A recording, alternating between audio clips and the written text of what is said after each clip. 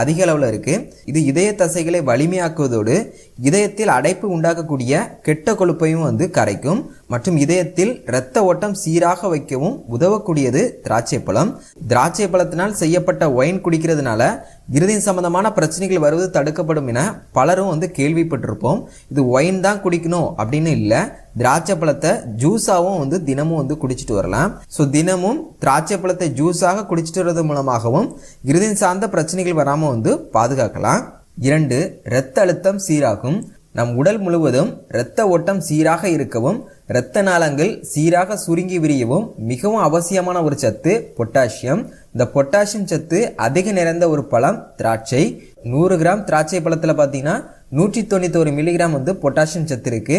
So உயர் ரத்த அழுத்த பிரச்சனையால் அவதிப்படுறவங்க தினமும் 100 கிராம் திராட்சை பழம் சாப்பிட்டு வந்தாலே போதுமானது.